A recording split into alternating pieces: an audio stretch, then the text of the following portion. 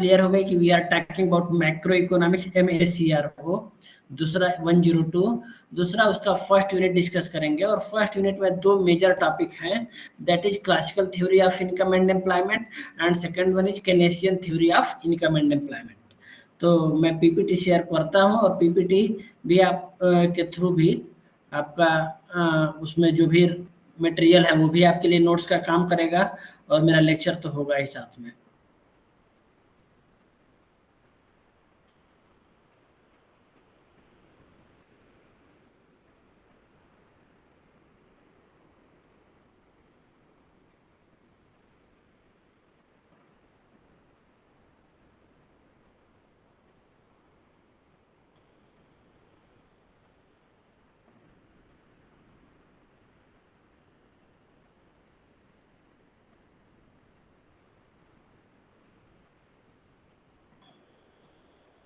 PPT दिख रहा है आप लोगों को?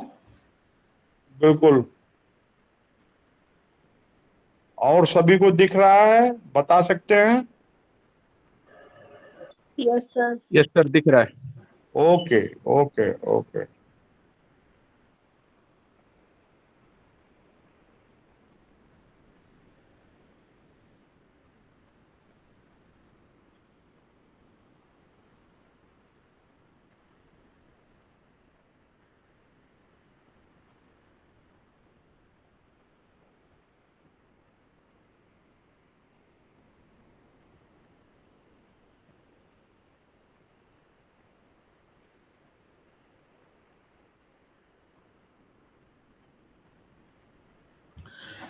So first topic is classical theory of output and employment.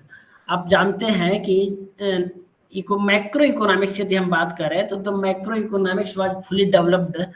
Hindi English दोनों में बात करेंगे, थोड़ा बहुत यदि बीच में अंग्रेजी आता है तो उससे घबराइएगा मत, वो मैं हिंदी में भी आपको ट्रांसलेट करता रहूँगा। आपको मालूम है कि जो मैक्रो इकोनॉमिक्स है उसकी अच्छे से शुरुआत होती है जब जॉन मेनार्ड केन्स अपनी general theory of employment, interest and money 1936 में लिखते हैं। उसके पहले के जो इकोनॉमिस्ट थे अकॉर्डिंग टू जेएम केन्स, उनको क्लासिकल इकोनॉमिस्ट कहा जाता है। हालांकि क्लासिकल इकोनॉमिस्ट की डेफिनेशन भी अलग अलग इकोनॉमिस्ट ने अपने हिसाब से दी है, लेकिन जो सर्वमान्य डेफिनेशन आज के टाइम में चलती है कि केन्स जो है कि अपने से पहले के इकोनॉमिस्ट को एडम स्मिथ से शुरू करते हुए जेबी से जेएस मिल, माल्थस, इन सभी को, और बाद में इवन की मार्शल और पीगू जो कि न्यू क्लासिकल कहे जाते हैं, उनको भी क्लासिकल इकोनॉमिक्स में रखते हैं। और इन्होंने इनकम और एम्प्लॉयमेंट के बारे में अपने कुछ पोस्टुलेट्स दिए, अपने कुछ मान्यताएं दी। उन्हीं के बेस पर इनके जो थ्योरी है क्लासिकल इकोनॉमिक्स की थ्योरी, उसको classical theory of income and employment कहते हैं। ध्यान देने की बात यह है कि क्लासिकल इकोनॉमिस्ट ने क्लासिकल इकोनॉमिस्ट जब हम कहते हैं तो 2-3 बातें एकदम क्लियर आपको हो गई कि केन्स के पहले के अर्थशास्त्री बेसिकली इसमें इंक्लूडेड हैं Adam Smith, David Ricardo, Malthus, JB Say, JS Mill, ये सब इकोनॉमिस्ट इंक्लूडेड हैं। मार्शल और पीगू का कुछ पार्ट इसमें जरूर आता है, जैसे कि वेज प्राइस फ्लेक्सिबिलिटी। और मैं जूम करके चलता हूं कि आप चूंकि ग्रेजुएशन ऑलरेडी कर चुके हैं तो काफ़ी चीज़ें आपको नॉलेज में है। तो जेबी से और पीगू तक के इकोनॉमिस्ट को शामिल किया गया है। दूसरी बात ये कि इन्होंने कोई क्लियर कट थ्योरी नहीं दिया, बल्कि इनके कुछ पोस्टुलेट्स हैं, इनके कुछ मान्यताएं हैं जिनके आधार पर कि उसको एक थ्योरेटिकल फॉर्म दिया जाता है। और ये क्लासिकल इकोनॉमिस्ट की जो classical theory of income and employment है, ये इसलिए जरूरी हो जाता है ताकि आप केनेसियन थ्योरी को समझ सकें, क्योंकि जो भी क्वेश्चन वगैरह आते हैं वो क्लासिकल वर्सेस केनेसियन थ्योरी आते हैं। तो हम classical theory of income and employment की बात कर रहे हैं, और हमने शुरू में ही देखिए, आपको स्लाइड पर दिख रहा होगा basic features of classical theory. इनको क्लासिकल थ्योरी के फीचर्स के नाम से दिया गया है आपके इग्नू के स्टडी मटेरियल में। ये एक तरह से मान्यताएं भी हैं क्लासिकल थ्योरी के। और जो सबसे पहली बात उसमें लिखी गई है कि माइक्रो इकोनॉमिक इशू, जो क्लासिकल इकोनॉमिस्ट हैं, हालांकि बात हम मैक्रो इकोनॉमिक्स के कर रहे हैं, लेकिन इनकी जो डिस्कशन था वो मेनली माइक्रो इकोनॉमिक्स से रिलेटेड था। आप सभी जानते हैं कि माइक्रो इकोनॉमिक्स में ही हम फर्म और हाउस होल्ड की स्टडी करते हैं। संजय सर, यदि कहीं कुछ डिस्टरबेंस होगा या कहीं कुछ जरूरत होगा तो आप इंटरवेन कर दीजिएगा। तो classical economist basically micro economic theory की बातें करते थे, जैसे कि माइक्रो इकोनॉमिक्स में हम पढ़ते हैं फर्म और हाउस होल्ड का बिहेवियर, कि how a firm try to maximise its profit, तो उसकी बात हमारे क्लासिकल इकोनॉमिस्ट करते हैं। दूसरी जो महत्वपूर्ण बात है लेसेज फेयर। आप सभी जानते होंगे कि केन्स जब आए तो केन्स ने इकोनॉमी में गवर्नमेंट के इंटरवेंशन को बहुत इंपॉर्टेंट रोल दिया। उन्होंने कहा कि जो एग्रीगेट डिमांड कम है इकोनॉमी में, उस एग्रीगेट डिमांड को बढ़ाने का काम गवर्नमेंट कर सकती है। लेकिन केन्स के पहले के जो क्लासिकल इकोनॉमिस्ट थे वो जो है कि इकोनॉमिक मैटर्स में गवर्नमेंट के इंटरवेंशन के अगेंस्ट में थे। वह laces fair let it be वाला सिस्टम चाहते थे, जिसमें कि गवर्नमेंट का मिनिमम इंटरवेंशन हो इकोनॉमिक इश्यूज में। एडम स्मिथ ने तो यहाँ तक कह दिया कि गवर्नमेंट के 3 ही ड्यूटी हैं, नेशनल डिफेंस, राष्ट्रीय सुरक्षा का कार्य करे, administration of justice, law and order maintain करे, और establishing and maintaining certain public work such as infrastructure, education etcetera. तो तो जो क्लासिकल इकोनॉमिस्ट थे वो लेसेज फेयर पॉलिसी के फॉलोअर थे। लेसेज फेयर कहता है कि इकोनॉमिक एक्टिविटीज में गवर्नमेंट का कोई इंटरवेंशन न हो। तो पहला माइक्रो इकोनॉमिक इश्यूज की बात किया, दूसरा इन्होंने लेसेज फेयर की बात की, तीसरा इसी से जुड़ा हुआ है इनविजिबल हैंड। आप सभी जानते हो एडम स्मिथ वो इकोनॉमिस्ट थे जिन्होंने इनविजिबल हैंड की बात किया।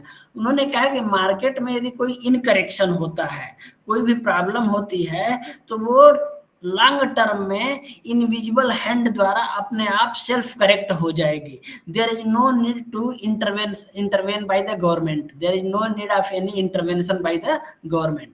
Economy will function well if everyone pursues his own interest. यदि जो भी इकोनॉमिक एजेंट हैं उनको अपना काम करने दिया जाए, कंज्यूमर को, प्रोड्यूसर को, तो मार्केट अपने आप इक्विलिब्रियम में रहेगा।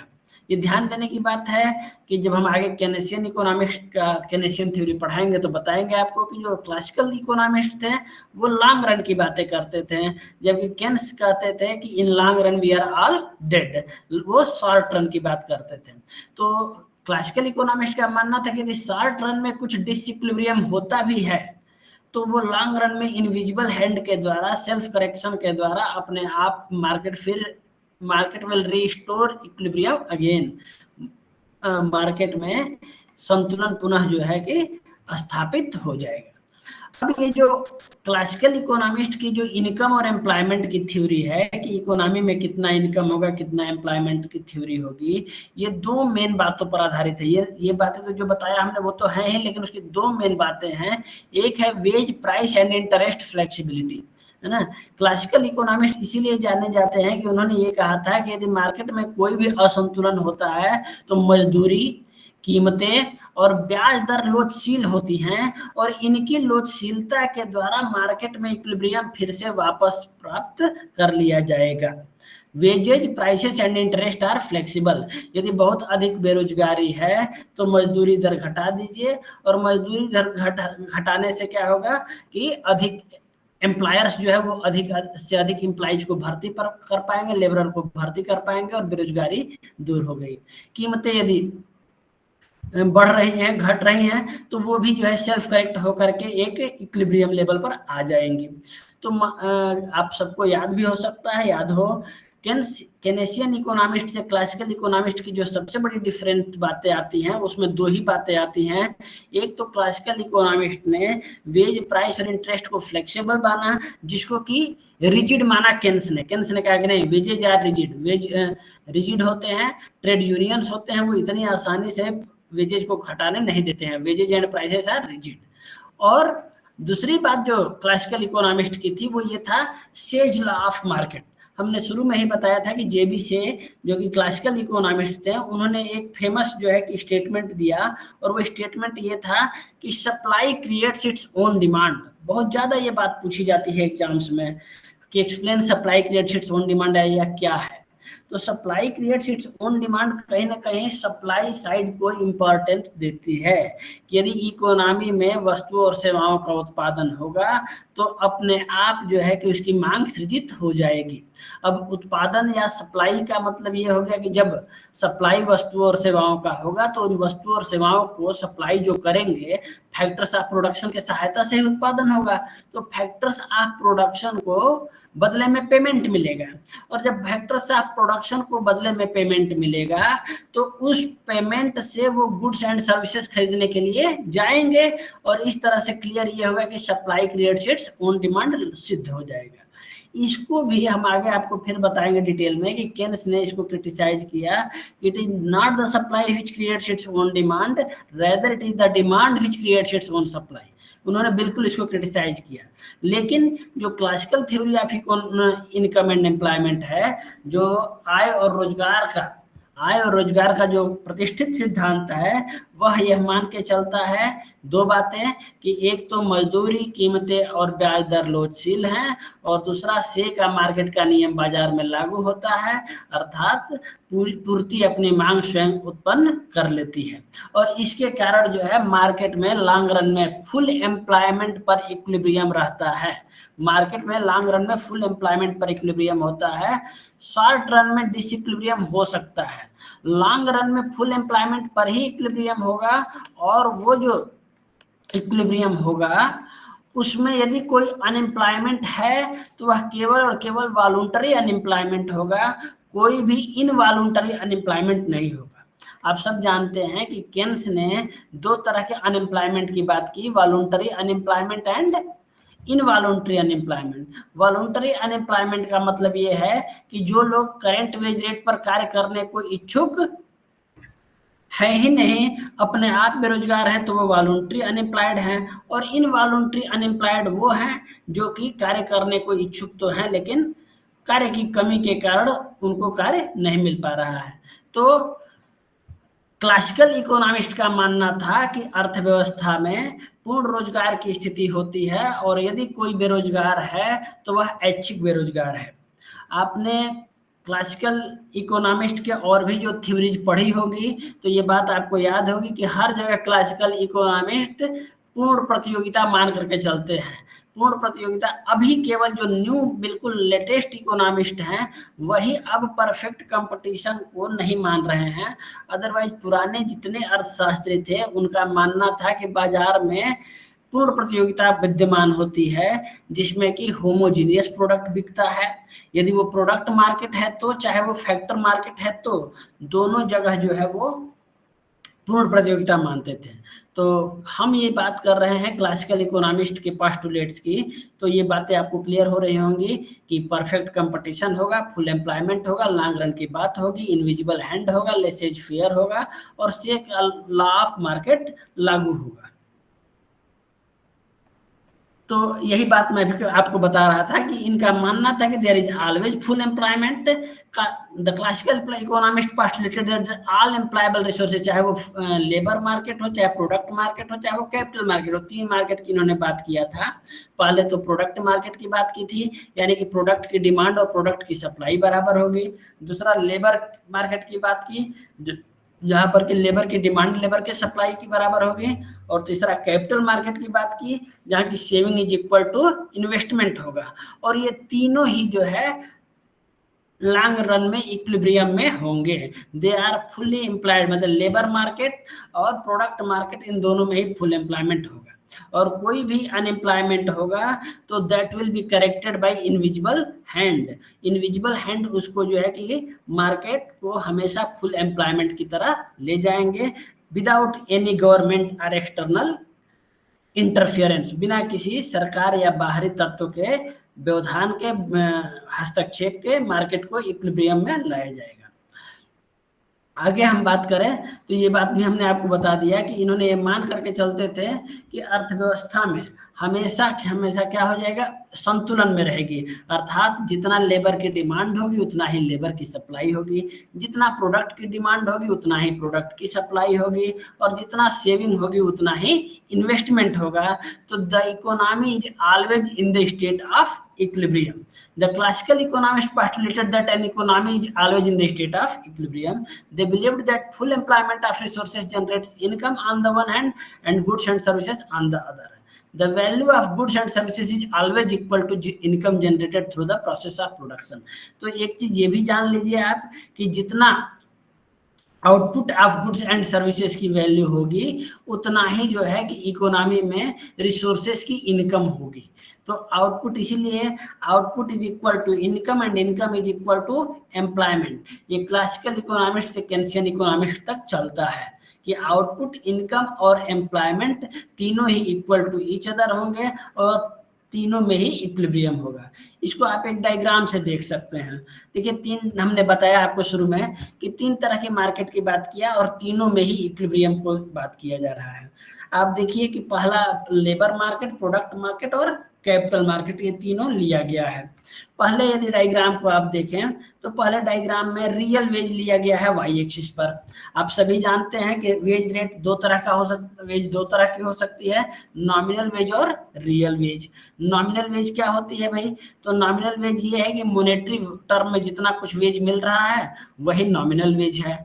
और उस नॉमिनल वेज को जब हम डिवाइड कर देते हैं प्राइसेस से तो बन जाता है रियल वेज. यदि किसी व्यक्ति की 50 रुपये पहले पेमेंट डेली मिल रहा था और अभी उसको पेमेंट 100 रुपया हो गया तो लगेगा कि जो नॉमिनल वेज है वो तो डबल हो गई. लेकिन मान लीजिए कि जब 50 रुपया उसको पेमेंट मिल रहा था तो तब जो प्रोडक्ट वो खरीद रहा था उस प्रोडक्ट की प्राइस थी 10 रुपीज. तो 10 रुपीज प्राइस थी तो रियली वह उस प्रोडक्ट की 5 यूनिट खरीद सकता था. 50 अपॉन 10 दैट इज 5 यूनिट. अभी 100 रुपये की वेज हो गई, लेकिन यदि प्राइसेस भी डबल हो गई, 10 से 20 हो गई प्राइस, तो तब भी अभी 100 अपॉन 20 यानी कि 5 ही यूनिट वो अभी भी प्रोडक्ट ही खरीद पा रहा है. यानी कि रियल वेज क्या हो गई? अनचेंज रह गई. रियल वेज में कोई चेंज नहीं आया. तो पहले डायग्राम में आप देखेंगे कि वाई एक्सिस पर रियल वेज लिया गया है और एक्स एक्सिस पर एम्प्लॉयमेंट ऑफ लेबर लिया गया है. ये लेबर डिमांड कर्व है डाउनवर्ड स्लोपिंग और जो लेबर की सप्लाई कर्व है वो अपवर्ड स्लोपिंग है. तो जहां पर लेबर की डिमांड कर्व और लेबर की सप्लाई कर्व इंटरसेक्ट कर रही हैं वहीं पर लेबर मार्केट में क्या है? इक्विलिब्रियम है. और दूसरी बात कि यदि कोई डिसइक्विलिब्रियम होता है, मान लीजिए कि ऊपर चला जाता है, वेज रेट ऊपर जाता है, तो जैसे ही वेज रेट ऊपर जाएगा तो क्या होगा? लेबर की सप्लाई, लेबर की डिमांड इतना है और लेबर की सप्लाई ज्यादा है. अब सप्लाई ज्यादा है और डिमांड कम है, तो डिमांड कम है, सप्लाई ज्यादा है, तो क्या हो जाएगी? अनएम्प्लॉयमेंट हो जाएगी. डिमांड कम है, सप्लाई ज्यादा है, तो अनएम्प्लॉयमेंट हो जाएगी. और जैसे ही अनएम्प्लॉयमेंट है हायर वेजेस पर, तुरंत वेज रेट में डिक्लाइन होने की प्रवृत्ति होगी. There will be a tendency of decrease in the real wage, या वेज रेट में डिक्लाइन होगा. और वेज रेट में डिक्लाइन होने के साथ ही लेबर डिमांड जो है कर्व पर नीचे की तरफ मूवमेंट होगा, और नीचे की तरफ मूवमेंट होगा तो अनएम्प्लॉयमेंट धीरे धीरे श्रिंक करेगी और इकोनॉमी में एक लेवल जो फुल एम्प्लॉयमेंट लेवल पर इक्विलिब्रियम रिस्टोर हो जाएगा. उसी तरह से ये जो नीचे आप देखेंगे तो लेबर बहुत कम वेज रेट होगा तो लेबर की डिमांड बहुत ज़्यादा होगी और लेबर की सप्लाई बहुत कम होगी. ऐसे केस में क्या होगा कि फिर से डिसइक्विलिब्रियम होगा और डिमांड ज़्यादा है तो डिमांड बढ़ेगी. जैसे जैसे डिमांड ज़्यादा है, सप्लाई कम है, तो अब क्या होगा? अपने आप ऑटोमेटिक वेज रेट बढ़ेगी और वेज रेट जाकर के इक्विलिब्रियम पर रिस्टोर हो जाएगी. ये था लेबर मार्केट का इक्विलिब्रियम. प्रोडक्ट मार्केट यानी कि गुड्स और सर्विसेज का मार्केट, इसमें भी आप देखेंगे कि एक्स एक्सिस पर आउटपुट लिया गया है और वाई एक्सिस पर प्राइस लेवल लिया गया है. आप देखिए कि डिमांड कर्व डाउनवर्ड स्लोपिंग है और सप्लाई कर्व अपवर्ड स्लोपिंग है, जो कि नॉर्मल लॉ ऑफ डिमांड और लॉ ऑफ सप्लाई पर बेस्ड है. तो इसमें भी इक्विलिब्रियम एक लेवल पर है. और यदि प्राइसेस ज़्यादा होती हैं, प्राइसेस कम होती है, तो एक्सेस डिमांड या एक्सेस सप्लाई की प्रॉब्लम आएगी. यदि मान लीजिए कि प्राइस ज़्यादा हो जाती है, प्राइस ज़्यादा होती है, तो प्रॉब्लम आ जाएगी एक्सेस सप्लाई की. और एक्सेस सप्लाई की प्रॉब्लम जैसे ही आई, इसका मतलब ये हो गया कि डिमांड कम है, सप्लाई ज़्यादा है, तो अब क्या होगी? प्राइस लेवल में टेंडेंसी हो जाएगी कि घटने की, और घटते घटते प्राइस फिर इक्विलिब्रियम पर आ जाएगी. उसी तरह से लोअर पोर्शन में भी यदि एक्सेस डिमांड है तो एक्सेस डिमांड है तो उस डिमांड को फुलफिल करने के लिए फटाफट डिमांड तो फुलफिल होगी नहीं, producers will increase the prices, prices जब इंक्रीज होगी तो प्राइसेस इंक्रीज होते होते जैसे ही प्राइस इंक्रीज होगी तो लॉ ऑफ डिमांड के लागू होने के कारण डिमांड घटेगी, सप्लाई बढ़ेगी और इक्विलिब्रियम जा करके उसी ओरिजिनल लेवल पर रिस्टोर हो जाएगा। थर्ड डायग्राम जो कि कैपिटल मार्केट में इक्विलिब्रियम को दिखा रहा है, इसमें आप देखेंगे कि सेविंग और इन्वेस्टमेंट को लिया गया है एक्स एक्सिस पर और वाई एक्सिस पर रेट ऑफ इंटरेस्ट को। आप सब जानते हैं कि there is positive relationship between saving and rate of interest, higher the rate of interest higher the saving, and there is opposite और inverse relationship between rate of interest and investment. बचत और ब्याज की दर में सीधा संबंध है, इसीलिए सेविंग का कर्व देखिए अपवर्ड स्लोपिंग बनता है। निवेश जिसको बोलते हैं विनियोग या निवेश का जो कर्व है वो डाउनवर्ड स्लोपिंग है। ये डाउनवर्ड स्लोपिंग कर्व क्या शो कर रहा है कि जब हायर रेट ऑफ इंटरेस्ट मिलता है तो निवेश कम किया जाता है। बैंक में यदि आपको हायर रेट ऑफ इंटरेस्ट मिल रहा है तो निवेश कम किया जा रहा है, और लोअर रेट ऑफ इंटरेस्ट मिल रहा है तो निवेश ज्यादा किया जा रहा है।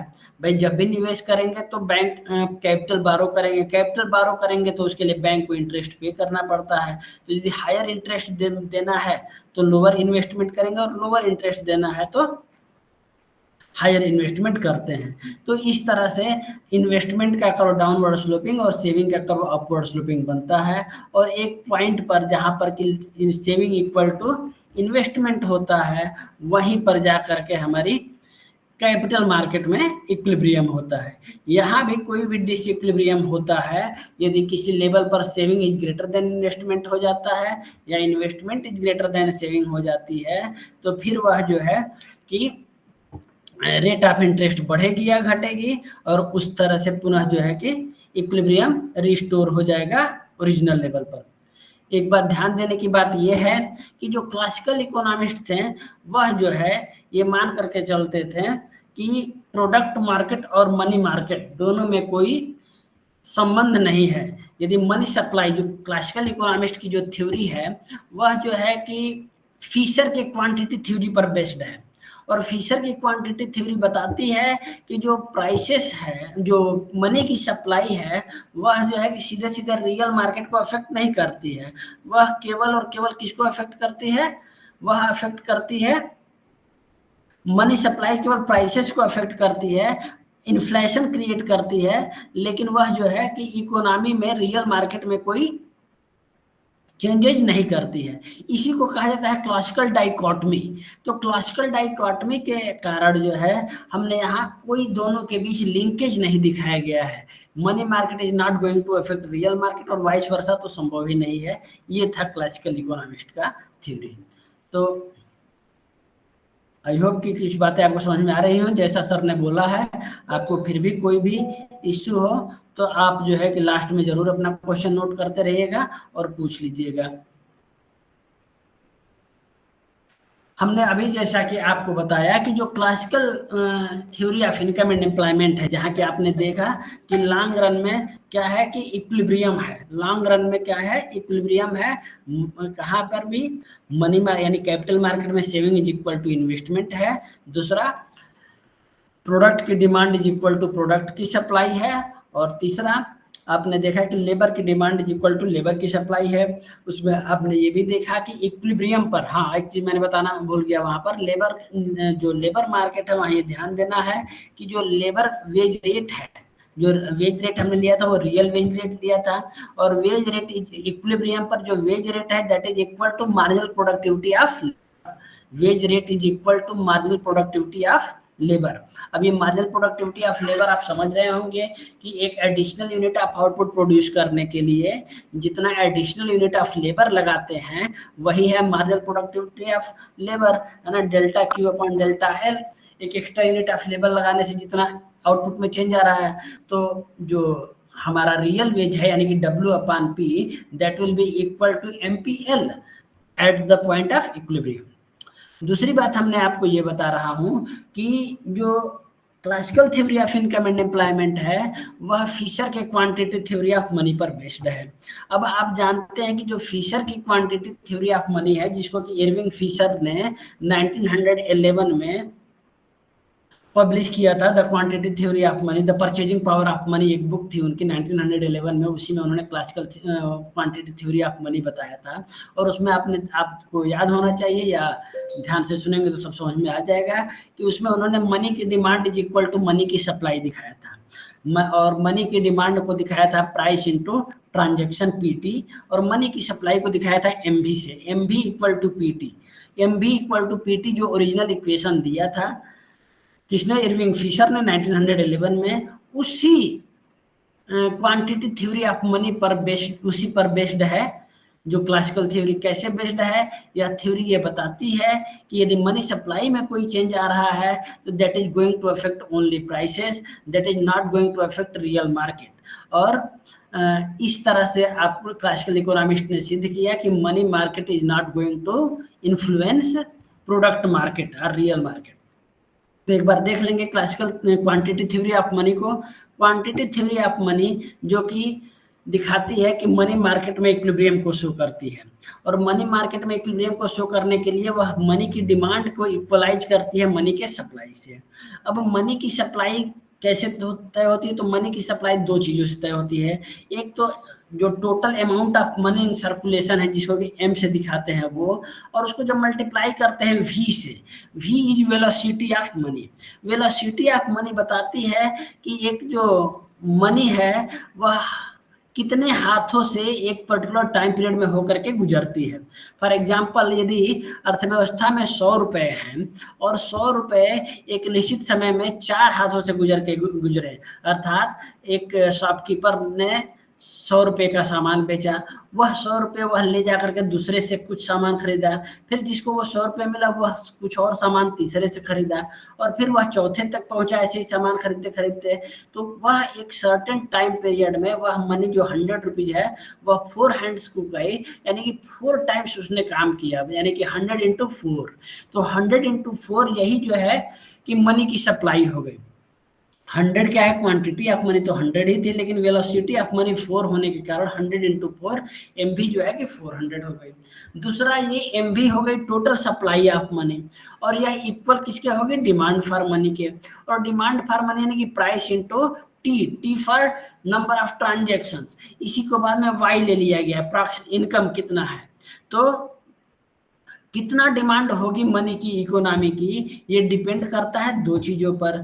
कोई भी कि कितना प्राइसेस हैं गुड्स और सर्विसेज की, और कितना ट्रांजैक्शन करना है। सपोज एक सिंपल सी बात समझिए कि आप ही सब्जी खरीदने जा रहे हैं and you need to purchase 5 kilogram of potato, 5 kilogram potato खरीदना है। तो अब जो है कि मनी की डिमांड उसके लिए आप कितना खरीदेंगे, तो 5 kilogram of potato multiplied by, यदि पोटैटो 20 रुपये पर केजी है तो 20 इंटू 5 दैट इज 100 रुपीज। ये हो गया आपका मनी की डिमांड।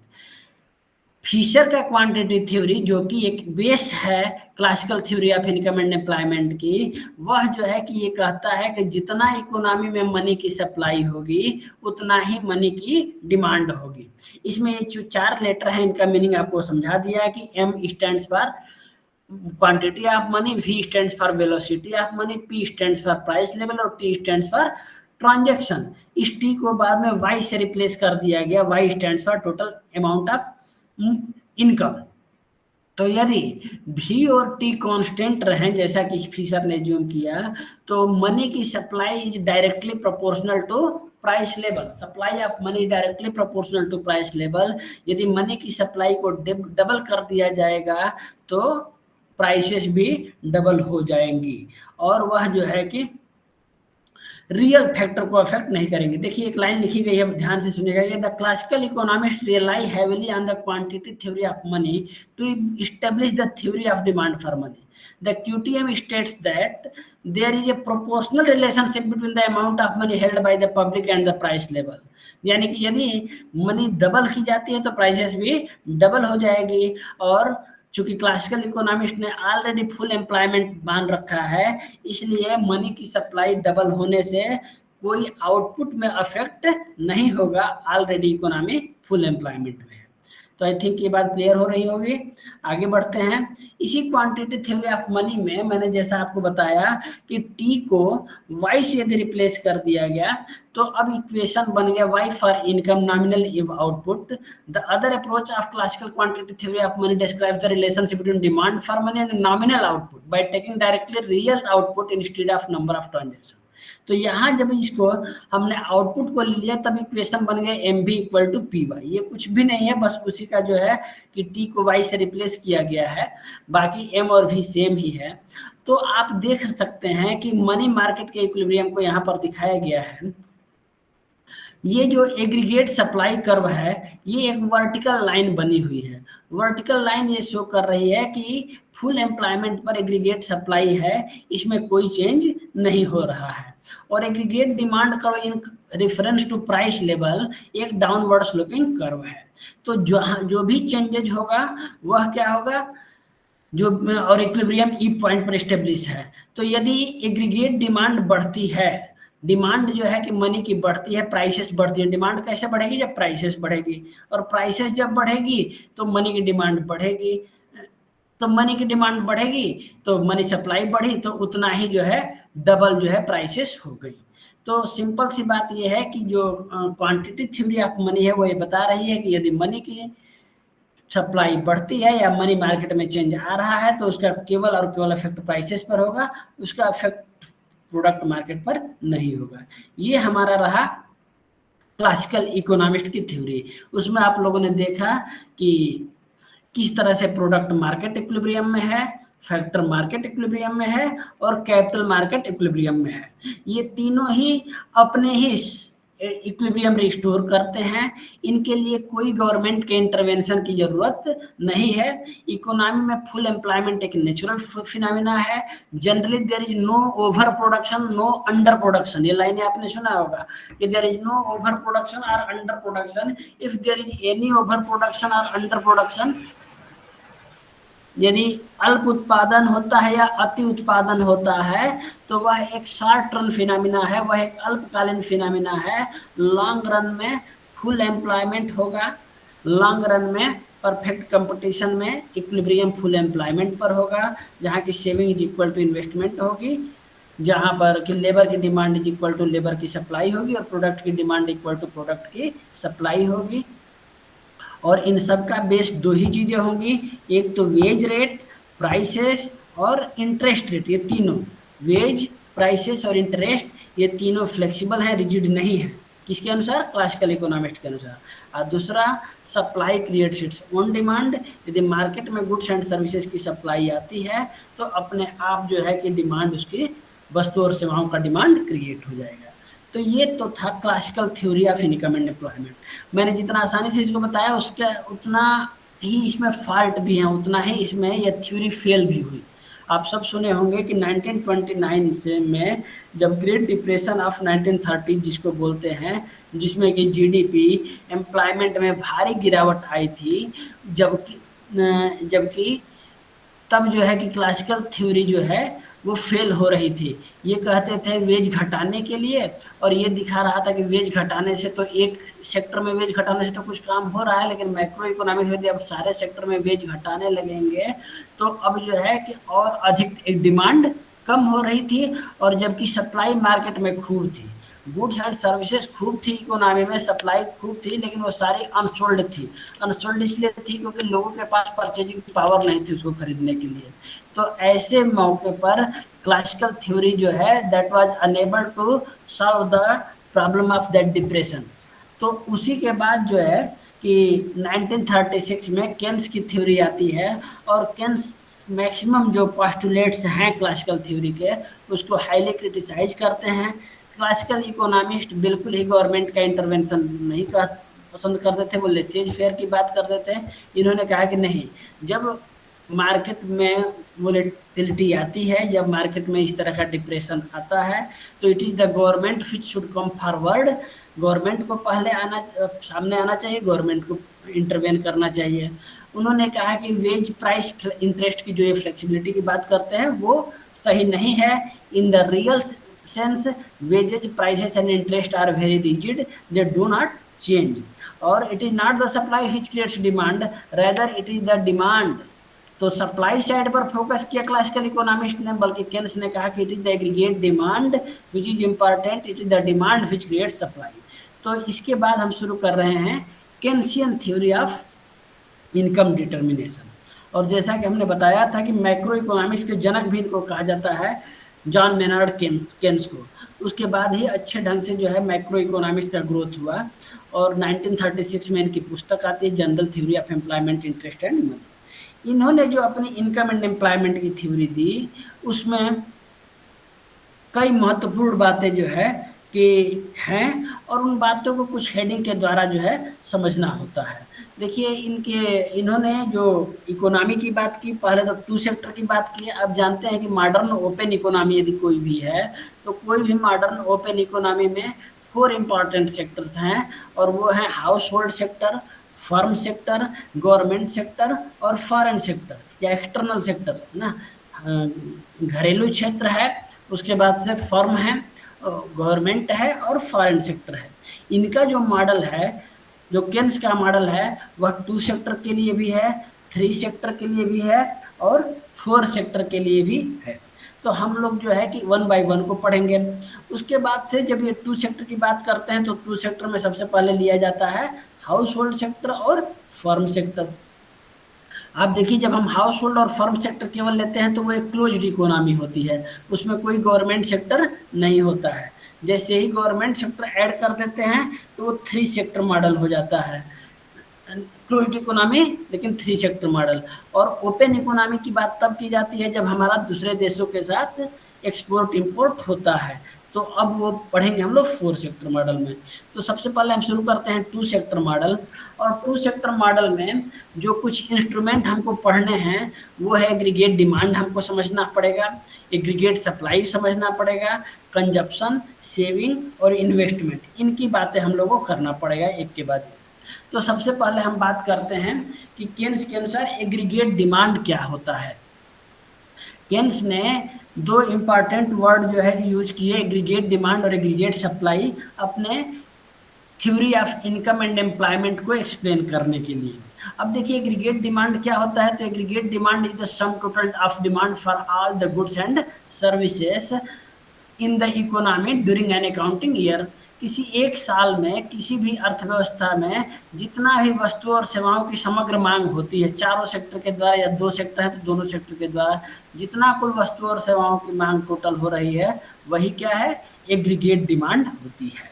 और एग्रीगेट डिमांड को मॉडर्न टाइम में एग्रीगेट एक्सपेंडिचर कहा जाता है। ठीक है, आप देखिए डेफिनेशन लिखा है, it refers to the total amount of money that all organisation expect to receive from the sale of output that is produced by the specific number of workers. So aggregate demand is equal to aggregate expenditure. अब demand कौन कौन करता है भाई? तो सबसे पहले demand करते हैं हाउस होल्ड। और हाउस होल्ड किस लिए डिमांड करते हैं? कंजप्शन के लिए डिमांड करते हैं, तो उसको बोलते हैं house hold consumption demand. Aggregate demand का जो सबसे पहला कंपोनेंट बनता है वो है हाउस होल्ड कंजप्शन डिमांड, क्योंकि हाउस होल्ड डिमांड करता है कंजप्शन पर्पज के लिए। उसके बाद जो दूसरा सेक्टर डिमांड करता है वो डिमांड करता है फर्म सेक्टर। और फर्म सेक्टर किस लिए डिमांड करता है? वो डिमांड करता है इन्वेस्टमेंट के लिए। तो एग्रीगेट डिमांड का दूसरा कंपोनेंट बनता है demand, investment demand by firms, उसको आई से डिनोट किया जाता है। उसके बाद तीसरा गवर्नमेंट सेक्टर। आपको बताया हमने पहले ही कि केन्स का ये मानना था कि government must participate in economic activities. जब इकोनॉमी में एग्रीगेट डिमांड डेफिशिएंट हो जाए, डेफिशिएंसी ऑफ एग्रीगेट डिमांड हो जाए, तो उस डेफिशिएंसी ऑफ एग्रीगेट डिमांड को बढ़ाने के लिए गवर्नमेंट को सामने आना चाहिए। और यहाँ एक लाइन और बता दें कि जहां एग्रीगेट डिमांड और एग्रीगेट सप्लाई बराबर होंगे उसको कहा गया इफेक्टिव डिमांड। तो हायर लेवल ऑफ एम्प्लॉयमेंट हासिल, higher level of equilibrium, higher level of employment पर इक्विलिब्रियम हासिल करने के लिए गवर्नमेंट का इंटरवेंशन जरूरी है। आप जानते हैं कि जो क्लासिकल इकोनॉमिस्ट थे उन्होंने कहा कि full employment is a normal situation, while Keynes said that underemployment is a normal situation. It is the deficiency of demand due to which market attains equilibrium before reaching full employment. पूर्ण रोजगार पर पहुंचने से पहले ही अर्थव्यवस्था में संतुलन हो जाता है, और वह संतुलन क्या होता है? पूर्ण रोजगार से पहले का अल्प रोजगार संतुलन होता है, अंडर एम्प्लॉयमेंट इक्विलिब्रियम होता है। इस अंडर एम्प्लॉयमेंट इक्विलिब्रियम का रीजन क्या है भाई? तो इस अंडर एम्प्लॉयमेंट का रीजन है कि या तो कंजप्शन डिमांड कम रह गया या इन्वेस्टमेंट डिमांड कम रह गया। तो कंजप्शन की बात हम लोग करेंगे, इन्वेस्टमेंट की बात करेंगे, गवर्नमेंट डिमांड की बात करेंगे, और फोर्थ जो है नेट एक्सपोर्ट है या नेट एक्सपोर्ट डिमांड है, जो कि हमारे गुड्स का विदेशों में डिमांड माइनस विदेशों में हमारे गुड्स का डिमांड माइनस हमारे देश में विदेशी गुड्स का डिमांड से निकलता है। तो अब हम आते हैं सबसे पहले कंजप्शन पर बात करते हैं, और यहाँ एक बहुत महत्वपूर्ण कॉन्सेप्ट आता है कंजप्शन फंक्शन। केनेशियन थ्योरी में कंजप्शन फंक्शन बहुत ही इंपॉर्टेंट टर्म है, तो ध्यान से देखेंगे कंजप्शन फंक्शन क्या है भाई। आप सभी जानते हैं कि consumption is the function of income. जो हाउस होल्ड का कंजप्शन एक्सपेंडिचर है वह किस पर डिपेंड करता है? उसके इनकम पर डिपेंड करता है, और वह इनकम जिस पर कि हाउस होल्ड कंजप्शन डिपेंड करता है वह इनकम कहलाते हैं डिस्पोजेबल इनकम। डिस्पोजेबल इनकम या प्रयोज्य आय बोलते हैं। अब होता क्या है कि जैसे जैसे इनकम बढ़ती है consumption expenditure also rises. It means there is a positive relationship between income and consumption. Income और कंजप्शन दोनों के बीच में पॉजिटिव रिलेशनशिप है, लेकिन ऐसा नहीं है कि यदि इनकम जीरो हो जाएगी तो कंजप्शन भी जीरो हो जाएगा, क्योंकि there must be some minimum level of consumption. यदि व्यक्ति को जीवित रहना है, the man has to survive, she or he has to consume. जिंदा रहना है तो कंजप्शन करना है, भले ही वह पास्ट सेविंग से कंज्यूम करे या बोरोइंग से कंज्यूम करे। तो consumption function shows functional relationship between level of consumption and level of income. C is the function of y. दूसरा, अब ये जो टोटल कंजप्शन होगा उसके दो पार्ट होंगे। अभी हमने बताया कि इन्होंने कहा कि कंजप्शन का वो हिस्सा जो कि आय से स्वतंत्र होता है, आय जीरो भी हो जाए तब भी कंजप्शन जीरो नहीं होता है, उस कंजप्शन को बोला जाता है autonomous consumption. Autonomous consumption is that consumption which is free from the level of income. और इसको ऐसे भी बोलते हैं कि consumption at zero level of income is called autonomous consumption. तो वह जो ऑटोनॉमस कंजप्शन है उसको जनरली ए से डिनोट करते हैं, ए से डिनोट करते हैं, ठीक है। दूसरा आपको हमने ये भी बोला कि कंजप्शन जो इनकम होती है वो पूरी की पूरी कंज्यूम नहीं की जाती है। It is the certain share, certain fraction of income which is consume. तो कितना हिस्सा जो है कंज्यूम किया जाएगा वह जो है आय का, उसको बताने वाला एक कॉन्सेप्ट है, उसको बी से डिनोट करते हैं, और वह स्मॉल भी दिखाता है मार्जिनल प्रोपेंसिटी टू कंज्यूम को, that shows marginal propensity to consume. तो जो कंजप्शन फंक्शन का इक्वेशन बन जाता है वह होता है C equal to A plus B Y. Consumption function का इक्वेशन है C equal to A plus B Y, जहाँ पर कि ए क्या है? A is the autonomous consumption, A is the autonomous consumption जो कि हमेशा कोई ना कोई पॉजिटिव वैल्यू होगी, और B क्या है? मार्जिनल प्रोपेंसिटी टू कंज्यूम, और Y लेवल ऑफ इनकम है, ठीक। तो अब जो है कि जो कंजप्शन फंक्शन बनता है उस कंजप्शन फंक्शन की जो लाइन बनती है वह अपवर्ड स्लोपिंग लाइन बनती है। देखिए इस डायग्राम को आप देखिए, इस डायग्राम में आप देखिए कि एक्स एक्सिस पर इनकम ली गई है और वाई एक्सिस पर कंजप्शन ली गई है। जब जीरो लेवल ऑफ इनकम है तब भी कंजप्शन जीरो नहीं है, तब कंजप्शन कितना है? 200 है, और ये 200 है इसी को कई जगह सी बार से लिखा जाता है, कई जगह ए लिखा जाता है। तो सी बार लिखा जाए या ए लिखा जाए वह ऑटोनॉमस कंजप्शन है। और दूसरा जो है आप देखिए इस कंजप्शन फंक्शन का इक्वेशन लिखा गया है C equal to 200 plus 0.75y। तो ये 200 आपको क्लियर हो गया कि ये ऑटोनॉमस कंजप्शन है। ये जो 0.75 है यह एक इम्पॉर्टेंट कॉन्सेप्ट है, that is marginal propensity to consume. Keynes ने 4 वर्ड इंपॉर्टेंट यूज किए, मार्जिनल प्रोपेंसिटी टू कंज्यूम और marginal propensity to save, average propensity to consume और एवरेज प्रोपेंसिटी टू सेव, ठीक है। एमपीसी, एमपीएस, एपीसी, एपीएस, इन चारों में ही एमपीसी बहुत महत्वपूर्ण है। अभी हम आगे बाकी की बातें बताएंगे। तो एमपीसी क्या है भाई? तो एमपीसी का फार्मूला होता है delta C upon delta Y, है ना, change in consumption upon change in income. यदि किसी व्यक्ति की हर बार इनकम 100 बढ़ती है, जैसे कि आप यहाँ पर देखिए कि यहाँ हर बार जो है इनकम 100 बढ़ रही है, लेकिन हर बार जब 100 इनकम बढ़ रही है, 100 से 200, 300, 400, 500, तो कंजप्शन उतना नहीं बढ़ रही है। सपोज कि कंजप्शन हर बार केवल 50 बढ़ रही है, तो कंजप्शन 100 इनकम बढ़ने से यदि कंजप्शन केवल 50 बढ़ रही है, तो चेंज इन इनकम हो रही है डेल्टा वाई 100 और चेंज इन कंजप्शन है डेल्टा सी 50। तो 50 अपॉन 100 दैट इज 0.5, या मान लीजिए कि 100 इनकम बढ़ने से केवल 75 कंजप्शन बढ़ता है, तो 75 अपॉन 100 दैट इज 0.75। यही क्या है, एमपीसी है, यह एमपीसी है। तो टोटल कंजप्शन किसी पर्टिकुलर लेवल ऑफ इनकम पर कितना होगा, तो वह होगा total consumption at a particular level of income C equal to 200 plus 0.75 Y. ठीक, अब देखिए यहाँ से दो चीजें पूछी जाती हैं। ये जो कंजप्शन फंक्शन का इक्वेशन है ये तो ठीक है, इसमें जो कंजप्शन का कर्व है, कंजप्शन का कर्व आप देखिए कि अपवर्ड स्लोपिंग कर्व है। इस अपवर्ड स्लोपिंग कर्व में ऊपर और नीचे शिफ्ट हो सकता है, और ये जो ऊपर और नीचे शिफ्ट होगा इस कंजप्शन कर्व में, वह किस बात पर डिपेंड करता है, तो वह डिपेंड करेगा ए पर। ए मतलब ऑटोनॉमस कंजप्शन।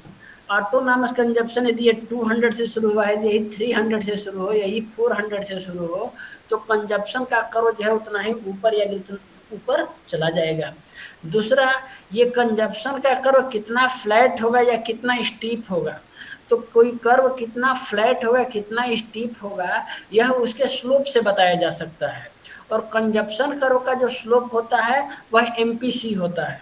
आप लोग इकोनॉमिक्स के स्टूडेंट हैं तो सब पढ़े होंगे, जैसे कि शुरू शुरू में आपने माइक्रो इकोनॉमिक्स में जब कंज्यूमर बिहेवियर पढ़ाया जाता है तो वहाँ आपने पढ़ा होगा कि जो प्रोडक्शन पॉसिबिलिटी कर्व है उसका स्लोप एमआरटी कहलाता है, मार्जिनल रेट ऑफ ट्रांसफॉर्मेशन।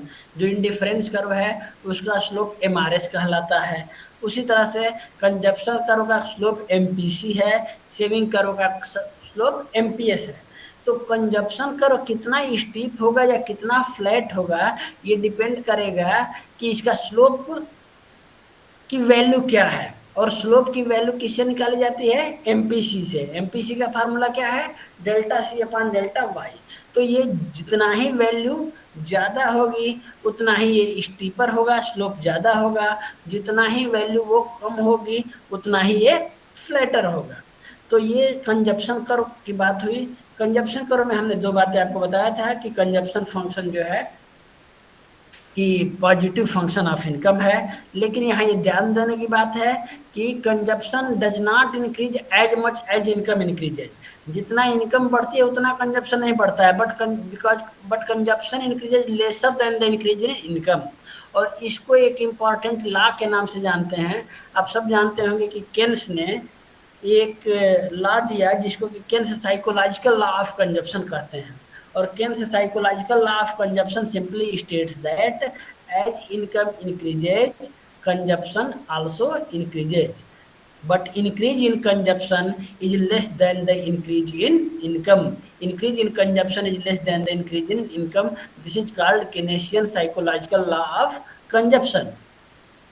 तो उसी हिसाब से यदि आप देखेंगे कि जो बी की वैल्यू होती है, यानी कि बी यानी कि एमपीसी, एमपीसी यानी कि delta C upon delta Y, इसकी जो वैल्यू होती है ये जनरली 0 से 1 के बीच में वेरी करती है, लेकिन 1 नहीं होती है। 1 का मतलब ये हो गया कि all the increased income is spent on consumption. जितना इनकम बढ़ी सारी की सारी कंजप्शन पर खर्च कर दी। लेकिन आप जानते हैं कि व्यक्ति का जो स्वभाव होता है वह अपनी पूरी इनकम को बढ़ी हुई इनकम को कंज्यूम नहीं करता, बल्कि इनकम का एक सर्टेन पार्ट जिसको कंज्यूम नहीं करता उसको वह सेव कर देता है। तो सेविंग करने के कारण एमपीसी हमेशा 1 से कम रहती है। तो एमपीसी जनरली हमेशा पॉजिटिव रहेगी और 0 to 1 के बीच में वेरी करेगी। ठीक है, तो ये हो गया कंजप्शन फंक्शन। फिर हमने आपको बताया कि केन्स का साइकोलॉजिकल लॉ ऑफ कंजप्शन। दूसरा ये कि जब 0 लेवल ऑफ इनकम होती है, ठीक है, जब इनकम 0 लेवल ऑफ होती है तो उस समय वाई तो 0 है, तो वाई 0 है तो कंजप्शन का इक्वेशन हमने आपको बताया C equal to A plus B Y, तो बी 0 हो जाता है। जीरो लेवल ऑफ इनकम पर। तो जब जीरो लेवल ऑफ इनकम पर तो y इक्वल टू जीरो जब होता है तो टोटल कंजप्शन किसके बराबर हो जाता है, ऑटोनॉमस कंजप्शन के बराबर हो जाता है। और उस समय व्यक्ति जो कंजप्शन करता है या तो अपनी पास्ट सेविंग्स को यूज करे या बारोविंग को यूज करके करे, डिस सेविंग करे। तो इस तरह से ये कंजप्शन का इक्वेशन बनता है। केन्स के एग्रीगेट डिमांड की बात हम कर रहे हैं, और एग्रीगेट डिमांड में सबसे पहले हमने बात किया हाउस होल्ड कंजप्शन एक्सपेंडिचर की। हाउस होल्ड कंजप्शन एक्सपेंडिचर में सी में हमने एमपीसी की भी बात कर ली। एक दूसरा पॉइंट भी है एवरेज प्रोपेंसिटी टू कंज्यूम। अभी हमने मार्जिनल प्रोपेंसिटी टू कंज्यूम की बात की, केन्स ने एवरेज प्रोपेंसिटी टू कंज्यूम की भी बात किया। और एवरेज प्रोपेंसिटी टू कंज्यूम कुछ भी नहीं है बल्कि सी अपॉन वाई है, कंजप्शन अपॉन इनकम। किसी भी गिवन लेवल ऑफ इनकम पर कंजप्शन और इनकम के बीच का जो रेशियो होता है दैट इज एपीसी। तो जब एमपीसी की बात कर ले तो एमपीसी का एक काउंटर पार्ट होता है एमपीएस। देखिए, व्यक्ति की जब इनकम बढ़ती है तो उसमें से वो कुछ बढ़ा हुआ हिस्सा कंज्यूम करता है। तो जो हिस्सा कंज्यूम कर ले वो तो ठीक है, वो जो हिस्सा कंज्यूम नहीं किया वो सेविंग में जाता है। आपने पढ़ रखा होगा कि y equal to C plus S, Y equal to C plus S, यानी कि income equal to consumption plus saving. तो यदि कंजप्शन जो पार्ट नहीं कर रहे हैं वो पार्ट सेविंग कर रहे हैं, और सेविंग और इनकम के बीच का जो रेशियो होता है उसको एवरेज प्रोपेंसिटी टू सेव कहते हैं, एपीएस कहते हैं। और increase in saving divided by change in saving divided by change in income जो होता है delta S upon delta Y, वही क्या होता है, एमपीएस होता है। तो बातें ध्यान रखनी है कि MPC plus MPS equal to 1, APC plus APS equal to 1, यानी कि marginal propensity to consume plus marginal propensity to save equal to 1, और average propensity to consume plus average propensity to save equal to 1। और ये चारों ही generally 0 to 1 के बीच में very करते हैं। लेकिन शुरू में क्या होता है कि जब कंजप्शन हायर होता है, यदि व्यक्ति की इनकम बहुत कम हो तो जरूरी नहीं कि कंजप्शन भी एकदम उससे कम ही रहेगा। हो सकता है कि शुरू में आप इनकम 50 रुपया कर रहे हो और आपका कंजप्शन 100 रुपीज हो। तो शुरुआत में ऐसा हो सकता है कि consumption is greater than income, और जब consumption is greater than income होगा उस समय जो एपीसी है, एवरेज प्रोपेंसिटी टू कंज्यूम है, that will be greater than 1, और उसी समय जो एवरेज प्रोपेंसिटी टू सेव है that will be less than 0, यानी कि वो निगेटिव हो जाएगी। बाकी जो एमपीसी और एमपीएस हैं ये 1 से कम होते हैं और जनरली 0 से ज़्यादा होते हैं। दूसरा, जहां consumption is equal to income हो जाता है, ऐसा हो सकता है कि 100 रुपीज आप कंजप्शन कर रहे हो, 100 रुपीज ही आपका इनकम हो, और उस समय सेविंग हो जाती है 0। ऐसे में जो आपका एपीसी है वो तो 1 हो जाएगा लेकिन एपीएस 0 हो जाएगा। और इस चीज को मैक्रो इकोनॉमिक्स में हम लोग ब्रेक इवन पॉइंट कहते हैं, बीईपी कहते हैं, break even point. Break even point कहाँ होता है, जहाँ की consumption function is equal to क्या होता है, कंजप्शन इज इक्वल टू होता है इनकम हो जाता है। ठीक है, तो ये तो हो गई बात कंजप्शन की। उसके बाद आती है दूसरी बात इन्वेस्टमेंट की। हमने शुरू में ही बताया आपको कि केन्स का जो theory of income and employment है वह एग्रीगेट डिमांड और एग्रीगेट सप्लाई पर आधारित है। उसमें हम बात कर रहे हैं एग्रीगेट डिमांड की, और एग्रीगेट डिमांड में हमने सबसे पहला कंपोनेंट अभी डिस्कस किया कंजप्शन डिमांड की। कंजप्शन डिमांड के बाद अब दूसरी बात करते हैं इन्वेस्टमेंट की। और इन्वेस्टमेंट आप जानते हैं कि investment is generally made by firms. ठीक है, investment is made by firms. Investment को हम लोग कैपिटल फॉर्मेशन भी कहते हैं। Investment I equal to delta K. ठीक है, investment refers to addition to the stock of capital during a period of time.